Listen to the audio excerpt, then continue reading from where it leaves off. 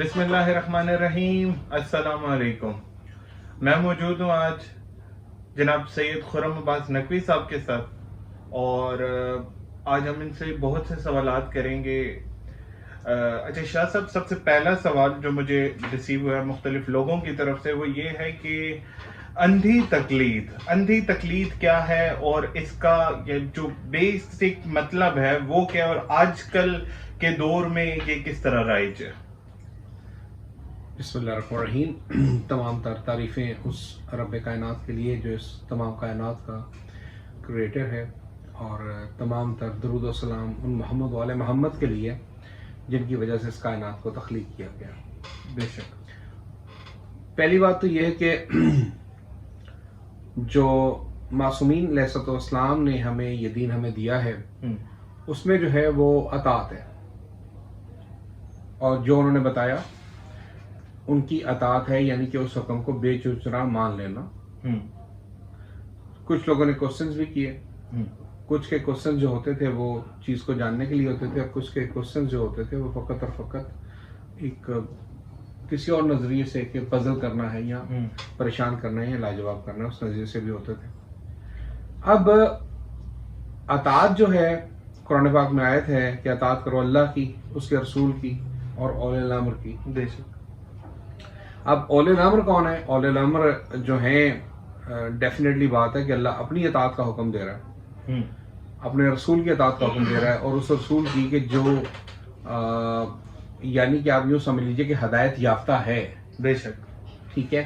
اور پھر جو اس کی اطاعت آ رہی ہے وہ اولی الامر کی آ رہی ہے. تو اولی الامر کا کئی لوگوں نے نام بادشاہ لے لیا، حالانکہ رسالت کے بعد اولی الامر کو بادشاہ کوئی ہو ہی نہیں سکتا. کوئی ایسی ہی ہستی ہوگی جو ان کی نامزد کردہ ہونی چاہیے. بے شک.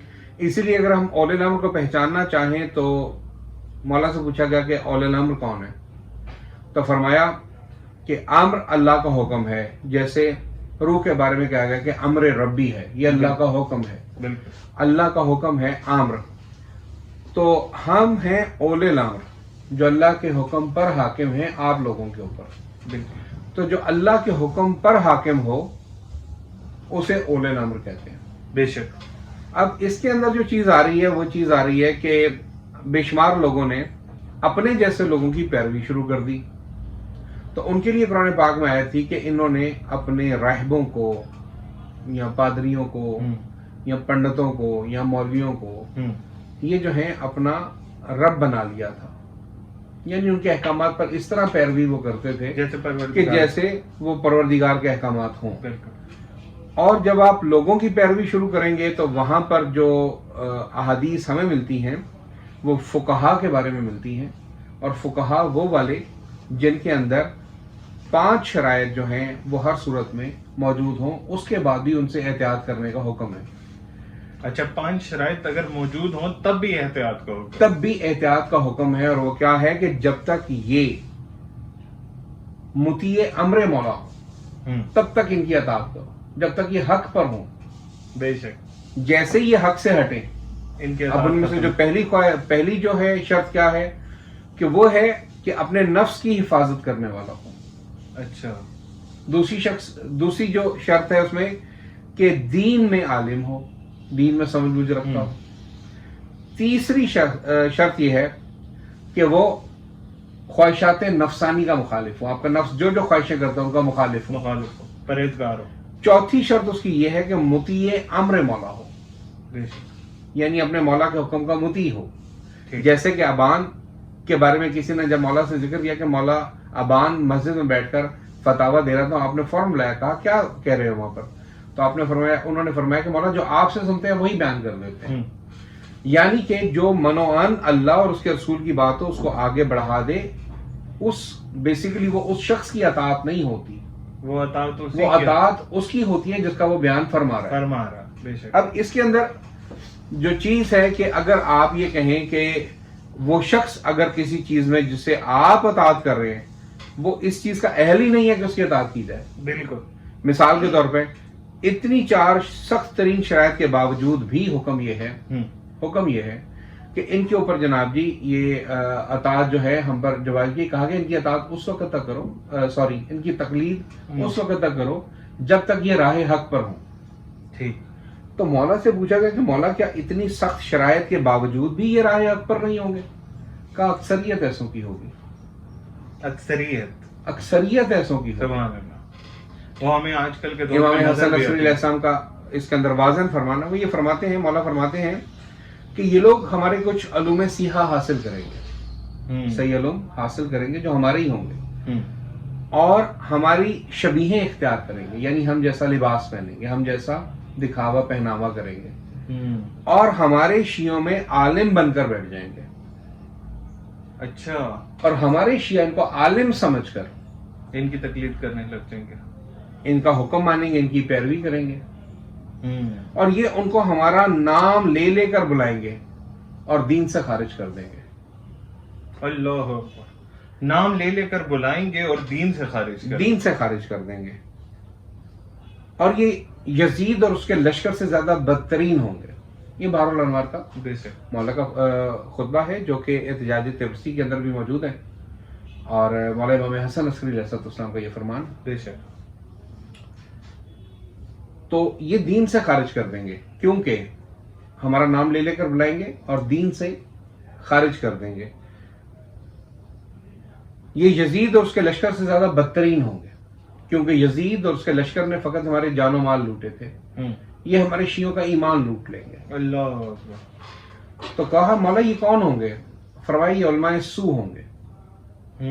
یہ علماء سو ہوں گے. تو کہا مولا ہم ان کی پہچان کیسے کریں گے کہ علماء حق کون ہے اور علماء سو کون ہے؟ وہ بھی آپ کی شبیہ بنے کھڑا ہے، بے شک. وہ بھی ایسا پہناوا پہنے کھڑا ہے، وہ بھی ابا کبا پہنے کھڑا ہے، وہ بھی ابا کبا پہنے کھڑا ہے، وہ بھی امامہ پہنے کھڑا ہے، وہ بھی امامہ پہنے کھڑا ہے، وہ بھی آپ کا نام لے کر بلاتا ہے، وہ بھی آپ کا نام لے کر بلاتا ہے. ہمیں کیسے معلوم ہوگا کہ ان میں حق کون ہے اور سو کون ہے؟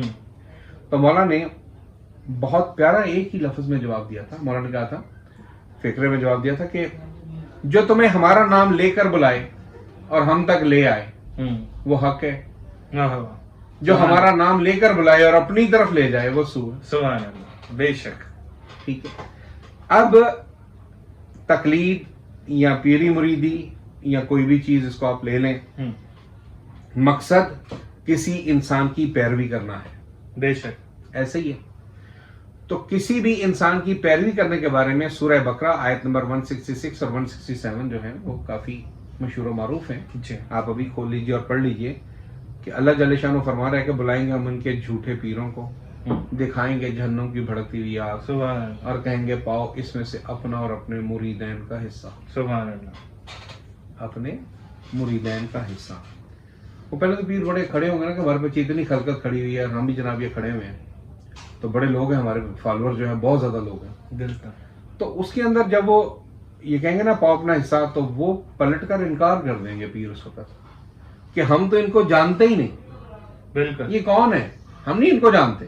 بالکل. اور مرید اس وقت حسرت و یاد سے رہ جائیں گے کہ کاش ہمارے رب ہمیں ایک بار پھر دنیا میں بھیج دیں، ہم وہاں جا کر ان سے ایسے علیحدہ ہو جائیں گے جیسے یہ یہاں ہم سے علیحدہ ہو گئے. اور امام علی علیہ السلام اس میں واضح فرماتے ہیں کہ اس دن پیر اپنے مریدوں پر لعنت کریں گے اور مرید اپنے پیروں پر لعنت کریں گے. اب اس کے اندر جو چیز ہے، اب ایک اور چیز بھی آتی ہے، وہ قرآن پاک کی آیت کے یوم ندعو کل اناس بامامہم، کہ بروز محشر ہر شخص اپنے امام کے ساتھ اٹھایا جائے گا. اب ہر شخص یہ فخر کر رہا ہے کہ میرا امام کون ہوگا. لوگوں کا دعویٰ یہاں پر بے شمار لوگوں کا میرا امام تو امام زمانہ ہوں گے جی، سب بالکل یہ دعویٰ کر رہے ہیں. لیکن اس کی تفسیر کے اندر جائیں تو مولا معصوم فرماتے ہیں کہ بروز محشر ہر شخص اپنے امام کے ساتھ اٹھایا جائے گا، اور ہر شخص کا امام وہ ہوگا جس کی وہ زندگی میں پیروی کرتا رہا، تقلید کرتا رہا. تو سوال یہ بنتا ہے، کیا ہم واقعی امام زمانہ کی پیروی کرتے ہیں؟ ان کی پیروی کرنے کے لیے لازمی بات ہے کہ ہمیں اتنی معرفت ہونی چاہیے کہ ہم اگلے کو یہ دیکھ اور سن اور سمجھ سکیں. بالکل ایسے ہی. ٹھیک ہے. اسی کے لیے ایک اور مولا کی تفسیر کے اندر مولا کے فقرات یہ بھی موجود ہیں کہ یہ لوگ کہیں گے کہ اے رب ان پر دگنا عذاب نازل کر، تو آواز غیب آئے گی تم دونوں پر دگنا عذاب ہے. ان پر دگنا عذاب اس لیے کہ جس مقام کے یہ اہل نہ تھے اس پر بیٹھے رہے، خود بھی بھٹکے تمہیں بھی تمہیں بھی بھٹکایا، بھٹکایا، اور تمہارے لیے دگنا عذاب اس لیے کیا تمہیں عقل سلیم عنایت نہ کی تھی، کیا بات تفقہ فی الدین کا حکم نہ دیا تھا، یہ کیوں جاہل رہے اور جاہل کی پیروی کرتے رہے؟ یہ جواب ہے ان لوگوں کے لیے کہ جو جن کو نشانیاں دکھائی جاتی ہیں، بتائی جاتی ہیں، ان کو ان کی کتابیں بتائی جاتی ہیں، اور وہ آگے سے صرف ایک ہی بات کرتے ہیں، ہم نے جو سنا ہے وہ غلط تو نہیں ہوگا نا، ہمارے بڑوں نے جو ہمیں سکھایا ہے وہ غلط نہیں ہوگا۔ تو کل اللہ تعالیٰ آپ سے یہ پوچھے گا کہ کیا میں نے تمہیں عقل سلیم عنایت نہیں کی تھی جب کہ دنیا میں میں نے تمہیں بھیجا تھا؟ تو اچھا شاہ صاحب یہ بتائیے کہ اس وقت ایک اگر ہم اکثریت یا اقلیت کی بات کریں تو کیا واقعی اہل تشیع کی ہی بات کرتے ہیں، تو کیا واقعی اہل تشیع میں اکثریت جو ہے اندھی تقلید میں مبتلا ہے؟ دیکھیے ایک حدیث جو متفقہ علیہ ہے وہ میں آپ کے سامنے ظاہر کر دیتا ہوں، اور جس کو سب لوگ مانتے ہیں، اہل سنت، اہل تشیع، دیوبند، حنفی، بریلوی، سب اس حدیث کو مانتے ہیں کہ جناب رسول خدا نے جو فرمایا تھا کہ میری امت کے 73 فرقے ہوں گے۔ یہ اصل میں حدیث جو ہے وہ یہاں سے ہے کہ میری حضرت موسیٰ کی امت کے 71 فرقے تھے، جن میں سے ایک جو ہے وہ نجات یافتہ ہے اور 70 جہنمی ہے۔ حضرت عیسیٰ کی امت میں سے ایک 72 فرقے تھے، ایک نجات یافتہ ہے اور 13 جو 71 ہیں وہ جہنمی ہیں۔ میری امت کے 73 فرقے ہوں گے، 72 جہنمی، ان میں سے 72 جہنمی ہیں، اور اے علی ان میں سے 13 فرقے تیری محبت کے دعوے دار ہوں گے، ان 73 میں سے 13 فرقے تیری محبت کے دعوے دار ہوں گے، 13 ان میں سے ایک جنتی ہے، 12 جہنمی ہے۔ اللہ، تو اگر اللہ نے کثیر جنوں ان سے اس کو بھرنے کا وعدہ کر رکھا ہے تو جو دعوے داران ولایت ہے اس کے لیے اطاعت معصومین اوجب و واجب ہے، بے شک واجب و اوجب ہے، کیونکہ اگر وہ اپنی عقل سے کسی چیز کا اختراع کرے یا وہ یہ سمجھے کہ میں جس کی پیروی کر رہا ہوں اس نے چونکہ مجھے یہ بتایا ہے۔ دیکھیے آپ پریشان ہوتے ہیں نا، بہت ساری پرابلمز ہوتی ہیں، تو کیا آپ اس پاک پروردگار سے دعا نہیں کرتے؟ بے شک کرتے ہیں، آپ رجوع سے نہیں کرتے؟ ایسا ہی ہے، آپ کی مشکلیں حل ہوتی ہیں نہیں ہوتی؟ الحمدللہ ہوتی ہیں۔ تو وہ جو وقت کا امام آپ کے ساتھ ہے، وائی ناٹ کہ آپ اس سے رجوع کیوں نہیں کرتے؟ جبکہ قرآن کہتا ہے کہ یا ایھا الذین آمنوا اتقوا اللہ وابتغوا الیہ الوسیلہ، تو جو لوگ یہ سمجھتے ہیں کہ صرف اور صرف اللہ سے مانگنا چاہیے، ان کے لیے تو یہ آیت ہی کافی ہے۔ دیکھیے وسیلہ تو وسیلے کے بغیر کچھ بھی نہیں ہے، اللہ کی وہ جو رسی ہے جس کو مضبوطی سے تھامنے کا حکم دیا گیا ہے وہ یہی اہل بیت اطہار ہیں، بے شک، کیونکہ رسی وہ ہوتی ہے جو کہ جس کا سرا اوپر بھی مضبوطی سے بندھا ہوا ہو، جس سے لٹک کے جائے اور وہ نیچے تک آپ تک بھی پہنچتی ہو۔ حبل اللہ المتین ہے، یس 100% ہے۔ اور وسیلہ، جو لوگ وسیلے کے منکر ہیں تو ان سے تو میں فقط ایک ہی بات کہوں گا کہ آپ کی والدہ کے پاس آپ کے والد کا وسیلہ نہ ہوتا تو آپ بھی دنیا میں موجود نہ ہو۔ بے شک، بے شک ایسے ہی۔ اللہ اگر شرک سے قریب ہے، اللہ اگر شرک سے قریب ہے جو کہ وہ ہے، بے شک کیا، لیکن اس نے ہر کام کے لیے اپنے ہادی بھی تو بھیجے۔ بے شک وسیلہ پہ شاہ صاحب ہم ایک پراپر ایک ویڈیو بنائیں گے انشاءاللہ تعالی، اور وسیلہ کو تھوڑا بریف کر کے ڈسکس کریں گے۔